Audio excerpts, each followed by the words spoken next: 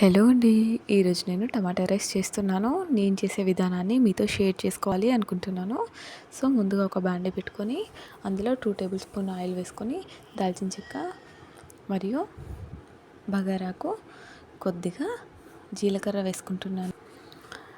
Oil కొంచెం heat ఎక్కిన తర్వాతనే ఇలా వేసుకుంటే టేస్ట్ బాగుంటుంది. జీలకర్ర కూడా కొద్దిగా మాడుతుంది కదా, అది ఇంకా బాగుంటుంది టేస్ట్. ఒకసారి ట్రై చేయండి ఇలా. ఇందులో నేను ఆనియన్, పచ్చిమిర్చి వేసేసుకుంటున్నానండి. అది కొంచెం గోల్డెన్ కలర్ వచ్చిన తర్వాత క్యారెట్ కొన్ని ముక్కలు, ఒకటే క్యారెట్ తీసుకున్నానండి, కాకపోతే అది పెద్దగా ఉంది. అండ్ ఒక ఆలుగడ్డ చిన్న సైజులోదే, పెద్దదేం తీసుకోలేదు నేను.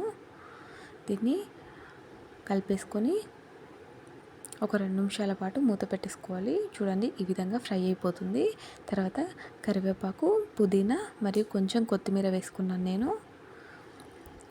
మళ్ళీ ఒకసారి కలిపేసుకొని 2 నిమిషాల పాటు మూత పెట్టేసుకోవాలండి. ఇప్పుడు ఇందులోనే కొద్దిగా పసుపు వేసుకున్నాను. పసుపు వేసుకొని కొంచెం కలిపేసుకొని టమాటా మొత్తం వేసేసుకుంటున్నానండి. ఇవి 3 టమాటాలండి, పెద్ద సైజులోవి. బాగా కలిపేసుకొని ఒక 5 మినిట్స్ పాటు మూత పెట్టేసుకోవాలండి. టమాటాలు మగ్గితే టేస్ట్ చాలా బాగుంటుంది. ఇప్పుడు ఇందులో కొద్దిగా సాల్ట్, టేస్ట్కి సరిపడా వేసుకోండి. కొద్దిగా కారం వేసుకోండి. నేను ఆల్రెడీ 2 పచ్చిమిర్చి వేసాను కాబట్టి కారం తక్కువే వేసుకుంటున్నాను. ఇంకా ధనియాల పొడి మరియు గరం మసాలా కూడా వేసుకుంటున్నాను. దీన్ని బాగా కలిపేసుకోవాలండి. కలిపేసుకొని ఇప్పుడు లో ఫ్లేమ్లో 10 నిమిషాలు ఉడికించేయాలండి మూత పెట్టేసి. చూడండి, నా కర్రీ అయిపోయింది ఆల్మోస్ట్. లాస్ట్లో కొంచెం కొత్తిమీర వేసేసి దించేసుకున్నాను నేను. దాని తర్వాత ముందుగా వండి పెట్టుకున్న రైస్ని చల్లార్చాను. అందులో కర్రీ వేస్తూ మొత్తం కలిపేసుకుంటున్నాను. చూడండి, ఈ విధంగా కలిపేసుకున్నాను. నాకు ఇలా చేయడమే బాగా ఇష్టం అండి. రైస్లో ఇదంతా వేయడం నచ్చదు. మా వాళ్ళు కూడా ఎక్కువ తినరు. అందుకే నేను కర్రీలాగా చేసి తర్వాత రైస్కి మిక్స్ చేస్తాను. ఇది కూడా టేస్ట్ చాలా బాగుంటుంది. మీరు కూడా ఒకసారి ట్రై చేయండి.